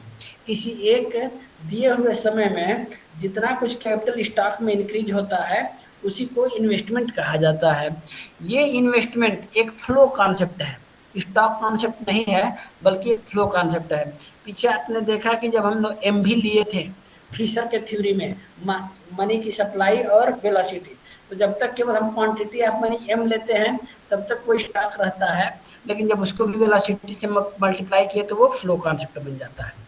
तो ठीक है, अब हम बढ़ते हैं इन्वेस्टमेंट फंक्शन पर। और इन्वेस्टमेंट फंक्शन में आपको समझना है कि इन्वेस्टमेंट दो तरह का होता है। एक ऐसा इन्वेस्टमेंट होता है जो कि लेवल ऑफ इनकम या प्रॉफिट से बहुत ज़्यादा प्रभावित नहीं होता है, जनरली गवर्नमेंट सेक्टर के द्वारा किया जाता है, और उसको हम कहते हैं हम क्या कहते हैं, केन्स ने कहा उसको ऑटोनॉमस इन्वेस्टमेंट है। जैसे ऑटोनॉमस कंजप्शन था वैसे ही ऑटोनॉमस इन्वेस्टमेंट है। और ऑटोनॉमस इन्वेस्टमेंट क्या है भाई? तो autonomous investment is the investment made by government or the investment is free from the level of income or profit। यहाँ देखिए आप लिखा होगा, in the simplest version of Keynesian model investment is assumed to be autonomous, that is independent of the level of aggregate income। तो Keynes ने autonomous investment को ही जो है अपने एग्रीगेट डिमांड में प्रमुख स्थान दिया, और ऑटोनॉमस इन्वेस्टमेंट को आई बार से डिनोट यदि किया जाए तो टोटल इन्वेस्टमेंट, यदि हम इंड्यूस्ड इन्वेस्टमेंट की बात ना करें तो investment equal to I bar autonomous investment के बराबर होगा। बार क्या शो कर रहा है कि यह एक कांस्टेंट अमाउंट है जो कि लेवल ऑफ इनकम या प्रॉफिट से प्रभावित नहीं हो रहा है। ठीक है, अब देखिए यह इन्वेस्टमेंट का इक्वेशन दिया गया है I equal to C plus D Y. ठीक है, अब ये सी प्लस डी वाई क्या है भाई? तो दो तरह के इन्वेस्टमेंट, एक ऑटोनॉमस इन्वेस्टमेंट और दूसरा induced investment. Autonomous investment is that investment which is free from the level of income, लेकिन इंड्यूस्ड इन्वेस्टमेंट क्या है भाई? The level of investment which is directly related to the level of income. जब higher level of income या profit की बात होगी तो higher level of investment private sector करता है, उसको हम लोग बोलते हैं ऑटोनॉम इंड्यूस्ड इन्वेस्टमेंट। तो जो टोटल इन्वेस्टमेंट आई होगा उसके भी दो पार्ट होंगे, एक सी पार्ट वो है जो कि ऑटोनॉमस इन्वेस्टमेंट को है, और इनकम का से जो प्रभावित होने वाला या इनकम से तय होने वाला जो इन्वेस्टमेंट का पार्ट है उसको डी वाई लिखा गया है, वह इंड्यूस्ड इन्वेस्टमेंट को दिखाता है। ठीक है, और ये डी क्या है भाई? जैसे वहाँ बी था मार्जिनल प्रोपेंसिटी टू कंज्यूम, वैसे ही यहाँ पर डी क्या है? मार्जिनल प्रोपेंसिटी टू इन्वेस्ट है। ठीक है, और वाई क्या है? इनकम को डिपेंड करता है, जो कि तो अब आप देख सकते हैं यहाँ डायग्राम के द्वारा दोनों तरह के इन्वेस्टमेंट को। एक है फर्स्ट वाला जो डायग्राम है वह ऑटोनॉमस इन्वेस्टमेंट को दिखा रहा है कि नेशनल इनकम से बिल्कुल ही इंडिपेंडेंट होता है। इसी की बात केन्स ने अपने थ्योरी में प्रमुखता से की है। नेशनल इनकम से जो इंडिपेंडेंट है दैट इज ऑटोनॉमस इन्वेस्टमेंट। दूसरा जो है उन्होंने जो बात किया वह बात किया इंड्यूस्ड इन्वेस्टमेंट की, और इंड्यूस्ड इन्वेस्टमेंट को आप देख सकते हैं कि यह एक पॉजिटिव फंक्शन ऑफ इनकम है। जैसे जैसे इनकम बढ़ रही है इंड्यूस्ड इन्वेस्टमेंट बढ़ रहा है। Private sector generally induced investment करता है, गवर्नमेंट सेक्टर को माना जाता है कि जनरली वो ऑटोनॉमस इन्वेस्टमेंट करते हैं। यहाँ देख सकते हैं the investment which does not depend upon change in level of income, this autonomous investment generally takes place in houses, roads, public undertaking and other type of economic infrastructure. Induced investment is that investment which is affected by changes in the level of income. The greater the level of income, the larger will be the consumption of the community. Keynes regarded rate of interest as a factor determining induced investment. अब आप देखिए जो autonomous investment था वो तो free from the level of income था, लेकिन जो इंड्यूस्ड इन्वेस्टमेंट है उस इंड्यूस्ड इन्वेस्टमेंट को तय करने वाले दो फैक्टर हैं, एक है रेट ऑफ इंटरेस्ट और दूसरा है इनकम। आप सिंपल सी बात समझ लिया कि जब भी इन्वेस्टमेंट किया जाता है तो कैपिटल बारो किया, सपोज कि कैपिटल बारो किया जा रहा है तो उस पर बदले में इंटरेस्ट दिया जाता है, और जब इन्वेस्टमेंट करते हैं तो उससे रिटर्न आने की उम्मीद होती है। तो इन्वेस्टमेंट से कितना रिटर्न आ रहा है और कितना उसकी कॉस्ट यानी कि इंटरेस्ट पे किया जा रहा है, उन दोनों का तुलना किया जाता है।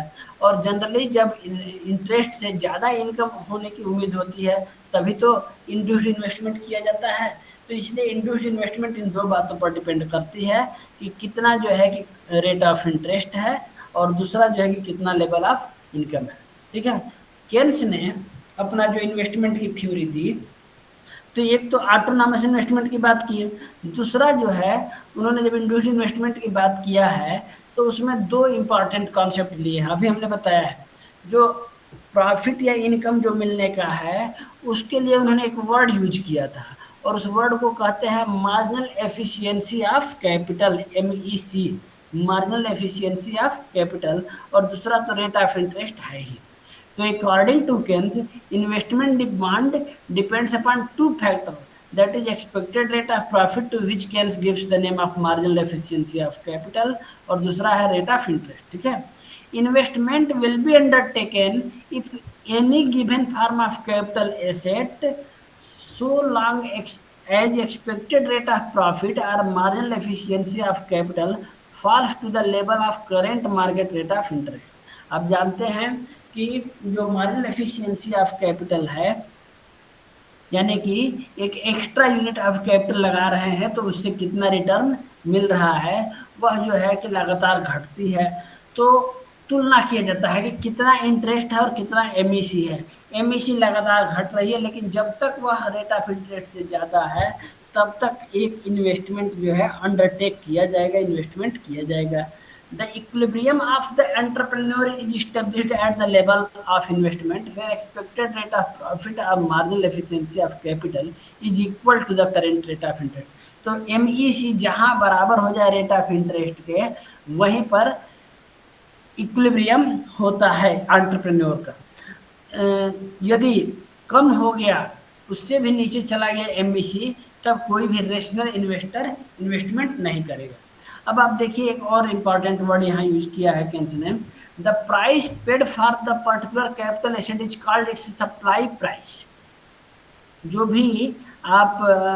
भी इन्वेस्टमेंट करने के लिए कैपिटल एसेट खरीदा जाता है तो उसके लिए पेमेंट करना पड़ता है, और उसके लिए वर्ड यूज किया गया है सप्लाई प्राइस। ठीक है, और दूसरा चीज भाई, तो वो तो कॉस्ट ऑफ कैपिटल है, सप्लाई प्राइस जो कि कॉस्ट ऑफ कैपिटल है। और दूसरा चीज, the second thing which is considered is that how much yield is expected to obtain, कितना उससे प्राप्त होने की उम्मीद है, आय कितना आने की उम्मीद है, और उसको कहा जाता है प्रोस्पेक्टिव यील्ड।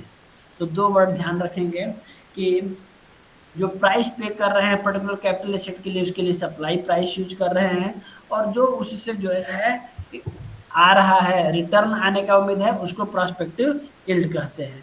और ये दोनों ऐसे फैक्टर है, तमाम एग्जाम में MCQ में भी पूछा जाता है कि MEC के निर्धारक, मार्जिनल एफिशिएंसी ऑफ कैपिटल, इसके निर्धारक तत्व कौन कौन से हैं। तो मार्जिनल एफिशिएंसी ऑफ कैपिटल के दो मेन निर्धारक तत्व हैं, एक है सप्लाई प्राइस जो कि कॉस्ट ऑफ कैपिटल होती है, और दूसरा है प्रोस्पेक्टिव यील्ड जो कि रिटर्न मिलने की उम्मीद है, उसको बताया जाता है। Thus, the supply price and prospective yield of capital asset determine the MEC. By deducting the supply price from the prospective yield during whole life of a capital asset, the entrepreneur can estimate the expected rate of profit or marginal efficiency of capital। और इसके लिए ये formula होता है, इस formula से जो है बहुत आसानी से देख रखते हैं। देखिए यहाँ पर C जो दिया है वही है सप्लाई प्राइस और replacement cost. R1, R2, R3 जो फार्मूले में लिखा है R1/1, R1 कैपिटल में है R1/1 plus R plus R2/1 plus R का whole square plus R3/1 plus R का क्यूब, ऐसे करके जो चल रहा है। तो in the above formula C stands for supply price या replacement cost. R1, R2, R3 से लेके जो Rn तक जा रहा है, it represent the annual prospective yield, कितना मिलने की उम्मीद है। R is the rate of discount which renders the annual prospective yield equal to the supply price। ये R ही इन दोनों को बराबर करता है। Thus R represents the expected rate, यही R जो है क्या है, एक्सपेक्टेड रेट ऑफ प्रॉफिट या मार्जिनल एफिशिएंसी ऑफ कैपिटल है। तो इस मार्जिनल एफिशिएंसी ऑफ कैपिटल के दो इंपॉर्टेंट डिटर्मिनेंट हैं, एक है सप्लाई प्राइस या कॉस्ट ऑफ कैपिटल और दूसरा है प्रोस्पेक्टिव यील्ड। और उनको इस फार्मूले के थ्रू आप जान सकते हैं कि जब तक ये सप्लाई प्राइस और ये प्रोस्पेक्टिव यील्ड में से सप्लाई प्राइस को आप माइनस करें, तो जब तक जो है marginal efficiency of capital positive है तब तक इन्वेस्टमेंट करना चाहिए, उसके बाद इन्वेस्टमेंट नहीं करना चाहिए। ये रहा इन्वेस्टमेंट फंक्शन। अब आते हैं हम लोग, तो देखिए हमने बात किया जो केन्स की थ्योरी है, केन्स की थ्योरी में हम एग्रीगेट डिमांड की बात कर रहे हैं। एग्रीगेट डिमांड में हमने सबसे पहले बात किया कि क्या क्या कंपोनेंट है, सी प्लस आई प्लस जी प्लस एक्स माइनस एम। सी के बारे में हमने आपको डिटेल में बताया कि कंजप्शन क्या होता है, consumption is the function of income, और उसमें एमपीसी, एमपीएस, एपीसी, एपीएस की बात की हुई। Keynes psychological law of consumption हुआ, और कंजप्शन का कर्व एक अपवर्ड स्लोपिंग कर्व बनता है। दूसरा इन्वेस्टमेंट बताया, इन्वेस्टमेंट में autonomous investment, induced investment. Autonomous investment का curve parallel to X axis होता है, जो कि इनकम से इंडिपेंडेंट होती है। इंड्यूस्ड इन्वेस्टमेंट का कर्व अपवर्ड स्लोपिंग होता है। अब जहाँ जो इन्वेस्टमेंट है ऑटोनॉमस तो फ्री फ्रॉम इनकम है, जो इंड्यूस्ड इन्वेस्टमेंट है वह जो है कि तय कर होता है, उसमें रेट ऑफ इंटरेस्ट और मार्जिनल एफिशिएंसी ऑफ कैपिटल दो टर्म आते हैं जो कि इंपॉर्टेंट है। मार्जिनल एफिशिएंसी ऑफ कैपिटल भी दो चीज़ों से तय होता है, प्रोस्पेक्टिव यील्ड और सप्लाई प्राइस। ठीक है, अब आते हैं सेविंग फंक्शन की। तो हमने शुरू में ही आपको बताया कि सेविंग कैसे निकाली जाती है, तो y equal to C plus S, और यानी कि s equal to Y minus C, and saving is also a positive function of income. लेकिन ध्यान ये देना है कि जब इनकम जीरो होती है तब भी कंजप्शन कुछ ना कुछ पॉजिटिव वैल्यू होती है, और उस समय जो सेविंग होती है वह क्या हो जाती है, लेस देन जीरो होती है, यानी कि निगेटिव होती है। तो सेविंग का जो कर्व है वह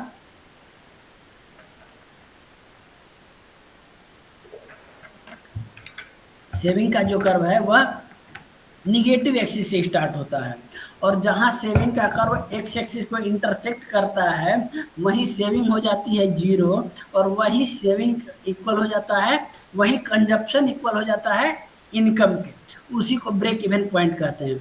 सेविंग फंक्शन इसलिए बताया जाता है क्योंकि जो केन्स का टू सेक्टर मॉडल है, जिसमें कि aggregate demand equal to aggregate supply हम दिखाते हैं, उस aggregate demand equal to aggregate supply को दिखाने का एक दूसरा तरीका ये भी है कि saving is equal to investment दिखाएं। तो इन्वेस्टमेंट का करो तो आपने पढ़ लिया कि ऑटोनॉमस इन्वेस्टमेंट की बात किया था केन्स ने, और वह जो है पैरेलल टू एक्स एक्सिस था। जो सेविंग कर्व है उसका आप डायग्राम देख लीजिए, ये सेविंग का कर्व है, और जो कि नेगेटिव एक्सिस से शुरू हो रहा है। जब इनकम लेवल जीरो है तब सेविंग -200 है। ये पिछला डायग्राम आपको कंजप्शन का याद होगा, तो जितना ही ऑटोनॉमस कंजप्शन होगा उतना ही नेगेटिव एक्सिस में ऑटोनॉमस सेविंग होगी। तो -200 ये डिस सेविंग है, और यहाँ देखिए 800 जब इनकम है, इस 800 इनकम पर सेविंग जीरो हो जा रही है, यानी कि इस 800 इनकम पर सेविंग जीरो है, तो जो इनकम होगी वो कंजप्शन के बराबर होगी, यानी कि 800 इनकम है तो कंजप्शन भी 800 रहा होगा। दूसरा, ये जो -200 ये सेविंग का इक्वेशन है, s equal to -200 plus 0.25y। यहाँ ये ध्यान देना है कि जो s है ये टोटल सेविंग है, -200 क्या है, ये ऑटोनॉमस सेविंग कह सकते हैं आप इसको, और ये किसके, ये जितना ऑटोनॉमस कंजप्शन होगा उसी की निगेटिव वैल्यू ऑटोनॉमस सेविंग होगी। यदि 500 ऑटोनॉमस कंजप्शन है तो -500 ऑटोनॉमस सेविंग होगी। ठीक, दूसरा ये जो 0.25 है यह क्या है, तो यह सेविंग कर्व का स्लोप बताता है, और सेविंग कर्व का स्लोप कौन बताएगा, वो होगा marginal propensity to save, marginal propensity to save. तो ये 0.25 क्या है, MPS है, और वाई लेवल ऑफ इनकम है। तो ये जो सेविंग का कर्व है यह भी एक अपवर्ड स्लोपिंग कर्व है, जो दिखाता है कि saving is the positive function of income. I think it should be clear to you. तब आगे बढ़ते हैं।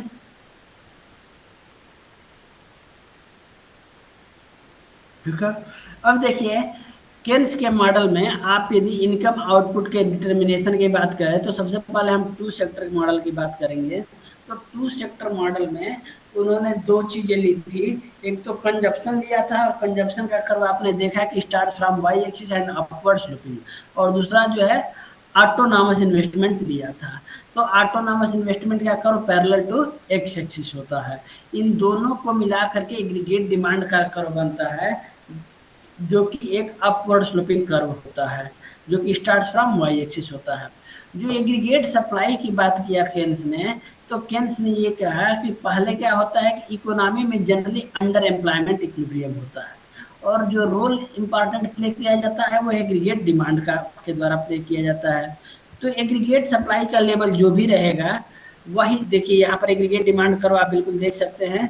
यह जो है 100 जो है ऑटोनॉमस आई बार है, यानी कि ऑटोनॉमस इन्वेस्टमेंट है। यह कंजप्शन का कर्व है, C इक्वल टू 0.75y, और C और I को जोड़ करके यह C प्लस आई बार बना है। यही है AD या AE, इसको एग्रीगेट डिमांड या एग्रीगेट सप्लाई कहते हैं। अब इसको जहाँ पर जो है एग्रीगेट सप्लाई करो इंटरसेक्ट करेगी, एग्रीगेट सप्लाई करो को हम लोग एक 45 डिग्री लाइन भी ले लेते हैं। यहाँ पर आप देख सकते हैं, यहाँ पर देख लीजिए, फिर हम आपको इन्वेस्टमेंट मल्टीप्लायर बताते हैं। ये देखिए, ये ओरिजिनल एग्रीगेट डिमांड कर्व है। Original aggregate demand C plus I 0 है, और इसको ये 45 degree line aggregate supply curve है। Aggregate supply curve is the national income of the economy. It is AS equal to Y equal to C plus S, इसके दो component है, consumption और saving. ये एक 45 डिग्री लाइन है, ठीक। तो इसमें इंपॉर्टेंट रोल कौन प्ले कर रहा है? Aggregate demand. ये देखिए जो नीचे वाला एग्रीगेट डिमांड कर, जिसको AD 0 से डिनोट किया गया है, AD 0 ए पॉइंट पर एग्रीगेट सप्लाई करो को इंटरसेक्ट कर रहा है, तो ये Y 0 पर इक्विलिब्रियम हो जा रहा है, ठीक। अब ये जो इक्विलिब्रियम होगा, ये जरूरी नहीं कि फुल एम्प्लॉयमेंट पर हो। केन्स ने कहा था कि भाई वाई जो ये एक्स एक्सिस है, इस पर हम आउटपुट इनकम एम्प्लॉयमेंट लेते हैं। तो आउटपुट इनकम एम्प्लॉयमेंट लेते हैं तो एक लेवल ऑफ इनकम तो होगा जहाँ की फुल एम्प्लॉयमेंट होगा, लेकिन फुल एम्प्लॉयमेंट पर पहुँचने से पहले ही इकोनॉमी में इक्विलिब्रियम हो जाता है, जो कि अंडर एम्प्लॉयमेंट इक्विलिब्रियम होगा। अब इस अंडर एम्प्लॉयमेंट इक्विलिब्रियम को यदि फुल एम्प्लॉयमेंट इक्विलिब्रियम की तरफ ले जाना है, तो क्या करना है? एक अच्छी चीज़ ये है कि यहाँ इन्वेस्टमेंट बढ़े, और वह कौन सा इन्वेस्टमेंट को प्रेफरेंस दिया केन्स ने? वह प्रेफरेंस दिए ऑटोनॉमस इन्वेस्टमेंट को। तो देखिए यहाँ पर AD 0 equal to C plus I 0 है, AD 1 equal to C plus I 1 हो गया है। C तो कॉमन ही रहा है, कंजप्शन में कोई चेंज नहीं हो रहा है, ऑटोनॉमस इन्वेस्टमेंट बढ़ रहा है। और ऑटोनॉमस इन्वेस्टमेंट कितना बढ़ रहा है? तो ऑटोनॉमस इन्वेस्टमेंट बढ़ रहा है डेल्टा आई के अमाउंट से। तो यदि आपको इक्विलिब्रियम लेवल ऑफ इनकम बढ़ाना हो तो क्या करिए? ऑटोनॉमस इन्वेस्टमेंट बढ़ाइए। और देखिए इंपॉर्टेंट बात यह है कि ऑटोनॉमस इन्वेस्टमेंट जो डेल्टा आई बढ़ा है, इसकी तुलना में इनकम जो है बहुत ज़्यादा बढ़ गया है। जब ये थोड़ा सा इन्वेस्टमेंट बढ़ाया गया तो नया एग्रीगेट डिमांड कर्व बन गया AD 1 equal to C plus I 1, और ये जो है कि डीप पॉइंट पर काट रहा है, ये डीप पॉइंट पर एग्रीगेट सप्लाई को इंटरसेक्ट कर रहा है। तो अब जो नया इक्विलिब्रियम बना है ये Y1 पर बना है। तो यहाँ से एक बहुत इंपॉर्टेंट बात आप ये देख सकते हैं कि थोड़ी सी इन्वेस्टमेंट बढ़ने से नेशनल इनकम बहुत ज़्यादा बढ़ गई। नेशनल इनकम कितना बढ़ गई? Y0, ये देखिए ये गैप आपको दिख रहा होगा, Y0 से नेशनल इनकम Y1 तक बढ़ गई। तो ये जो इतना इंक्रीज इन नेशनल इनकम हुआ, ये किस कारण से हुआ? तो ये जिस कारण से हुआ उसको हम कहते हैं इन्वेस्टमेंट मल्टीप्लायर। केन्स ने अपने थ्योरी में इन्वेस्टमेंट मल्टीप्लायर का चर्चा किया। आप जानते होंगे कि सबसे पहले RF कान ने एम्प्लॉयमेंट मल्टीप्लायर की बात की थी कि यदि एक सेक्टर में थोड़ा एम्प्लॉयमेंट बढ़ता है तो ओवरऑल इकोनॉमी में काफ़ी एम्प्लॉयमेंट बढ़ता है। बाद में जो है कि केन्स ने इन्वेस्टमेंट मल्टीप्लायर या आउटपुट मल्टीप्लायर की बात किया, और उसमें उन्होंने ये कहा कि यदि इकोनॉमी में थोड़ा अमाउंट में इन्वेस्टमेंट होता है तो उससे नेशनल इनकम कई गुना ज़्यादा बढ़ जाता है, नेशनल इनकम कई गुना ज़्यादा बढ़ जाता है। और यह किसके कारण होता है? यह होता है इन्वेस्टमेंट मल्टीप्लायर के कारण। इन्वेस्टमेंट मल्टीप्लायर क्या है भाई? तो इट इज इन्वेस्टमेंट मल्टीप्लायर को K से डिनोट किया जाता है, और K इक्वल टू होता है delta Y upon delta I, ठीक है, delta Y upon delta I. तो investment multiplier delta Y upon delta आई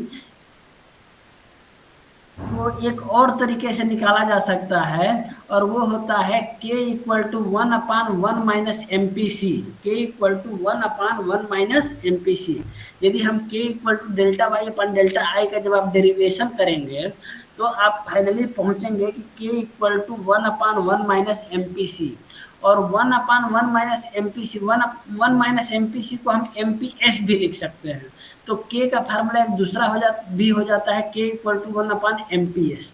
K इन्वेस्टमेंट मल्टीप्लायर है जो यह बताता है कि जितना K की वैल्यू होगी उतने टाइम्स से नेशनल इनकम बढ़ जाएगा यदि सर्टेन इंक्रीज इन इन्वेस्टमेंट हो। तो यदि मान लीजिए कि इन्वेस्टमेंट इकोनॉमी में 500 करोड़ का हुआ और इन्वेस्टमेंट मल्टीप्लायर की वैल्यू है 2, तो 500 इंटू 2 जो डेल्टा वाई होगी, चेंज इन नेशनल इनकम होगी, वह क्या होगी, डेल्टा वाई इक्वल टू के इंटू डेल्टा आई।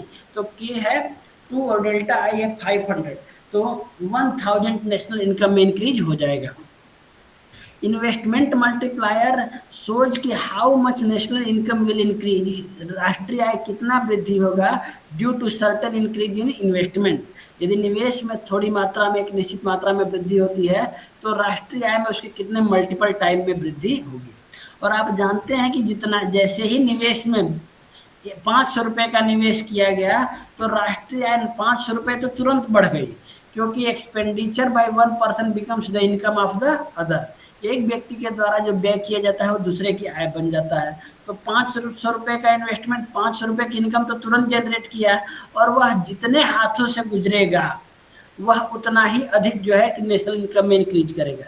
अब वह जितने हाथों से गुजरेगा यह किस बात पर डिपेंड करती है, तो यह डिपेंड करती है MPC पर, कि जिस व्यक्ति को पैसा मिला 500 रुपए यदि मान लीजिए कि इन्वेस्टमेंट हुआ, तो 500 रुपए जिस व्यक्ति को मिला वह उसका कितना हिस्सा जो है खर्च करता है और कितना हिस्सा अपने पास बचा के रखता है।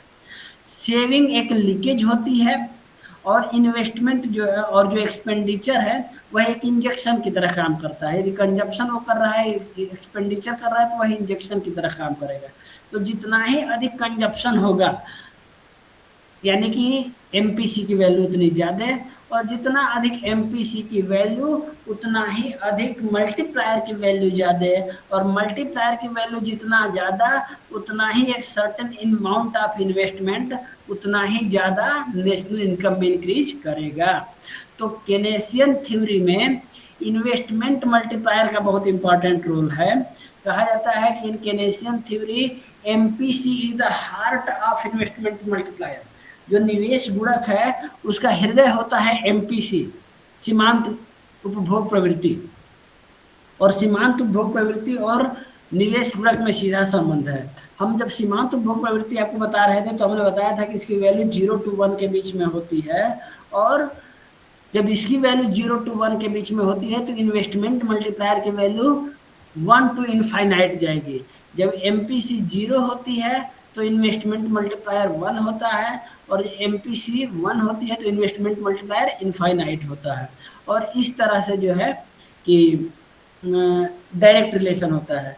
जबकि दूसरी तरफ आप MPS से देखेंगे तो इन्वेस्टमेंट मल्टीप्लायर का अपोजिट रिलेशन है। अब ये जो इन्वेस्टमेंट मल्टीप्लायर है ये टाइम लैग के साथ काम करता है, थोड़ा स्लो काम करता है, लेकिन इससे जो है कि इकोनॉमी में नेशनल इनकम में वृद्धि होती है। ये जो इन्वेस्टमेंट मल्टीप्लायर है ये डिपेंड करता है किस पर, MPC पर, और MPC की वैल्यू अलग अलग इकोनॉमी में अलग अलग होती है। आप जानते हैं कि जो डेवलपिंग कंट्री है, जो लीस्ट डेवलपिंग कंट्री है, उनमें MPC की वैल्यू ज़्यादा होगी। कैसे ज़्यादा होगी MPC की वैल्यू, ध्यान देंगे भाई। हम आपको एक बात बता रहे हैं, applicability of multiplier theory into LDC। LDC क्या है भाई, लीस्ट डेवलप्ड कंट्रीज, जो कि अल्प विकसित देश है।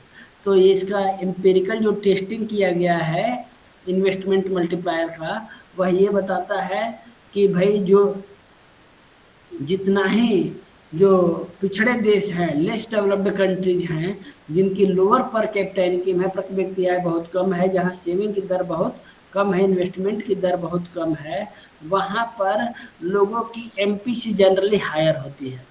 और हायर होने का मतलब MPC का ये है कि जो सर्टेन अमाउंट ऑफ इन्वेस्टमेंट किया जाएगा तो उससे नेशनल इनकम में कई गुना अधिक की वृद्धि होगी, नेशनल इनकम में कई गुना अधिक की वृद्धि होगी।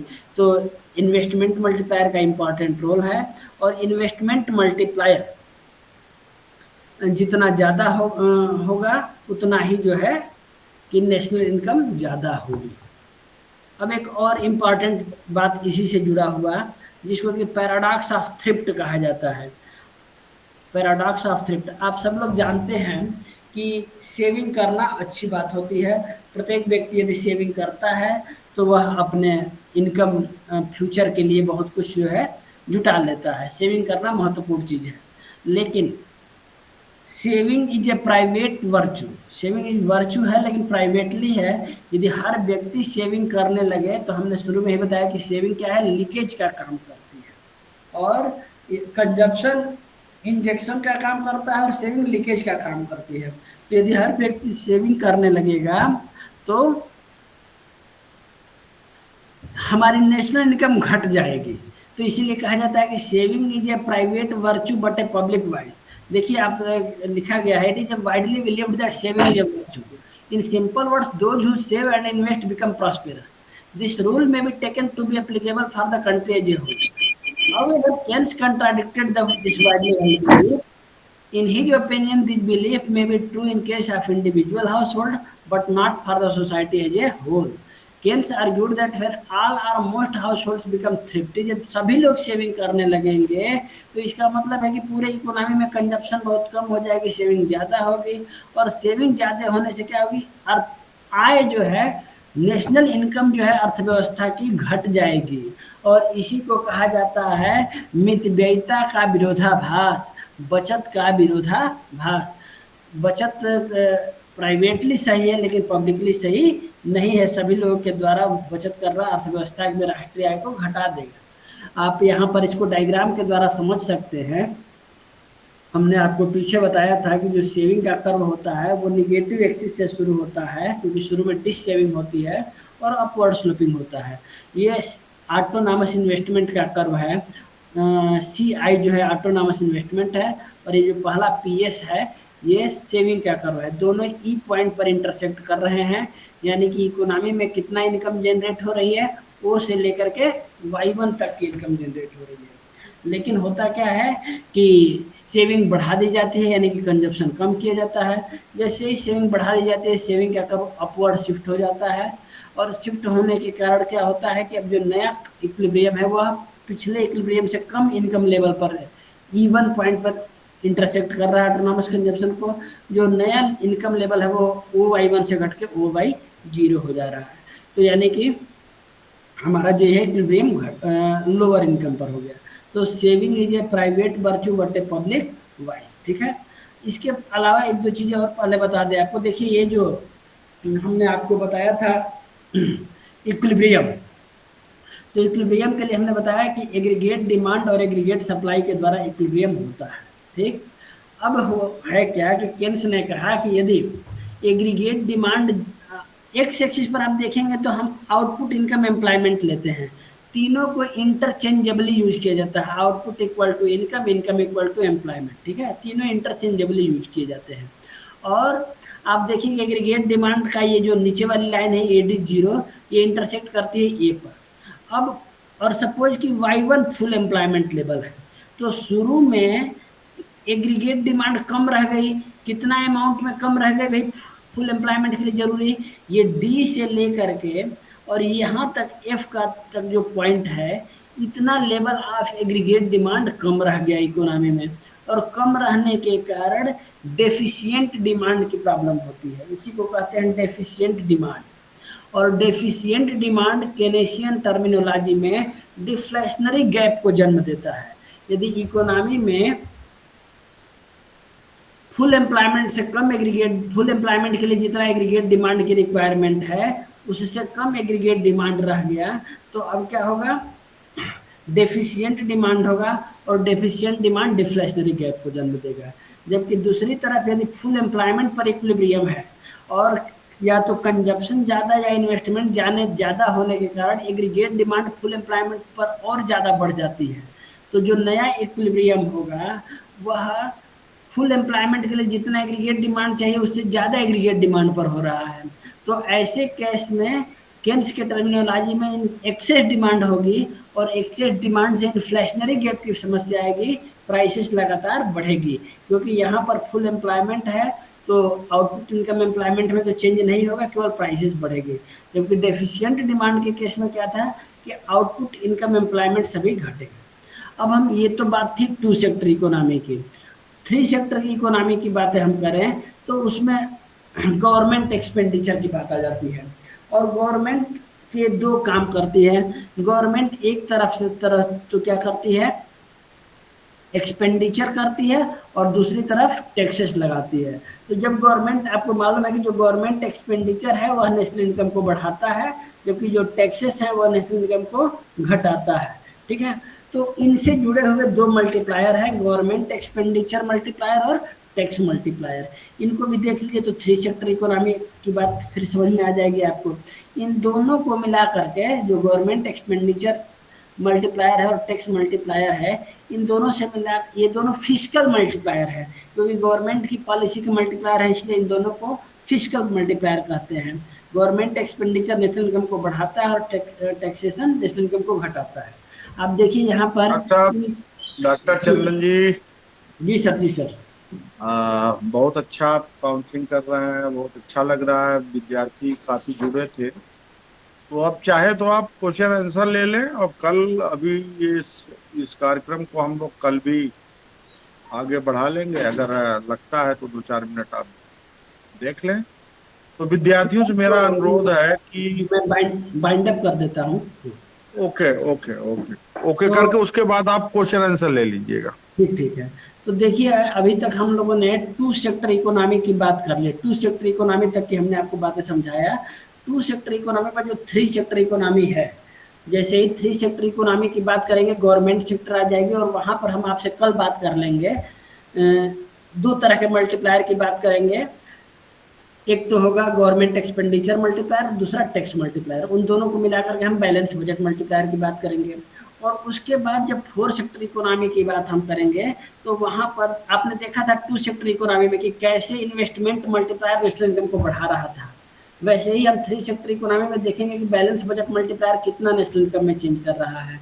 और फोर सेक्टर इकोनॉमी की जब हम बात करेंगे तो वहां हम देखेंगे कि कैसे फॉरेन ट्रेड मल्टीप्लायर जो है, इंपोर्ट मल्टीप्लायर, एक्सपोर्ट मल्टीप्लायर, वह जो है नेशनल इनकम में चेंजेस क्रिएट कर रहे हैं। तो इसको थ्री सेक्टर इकोनॉमी को कल स्टार्ट करेंगे। जैसा सर कह रहे हैं, आज यहीं पर रोक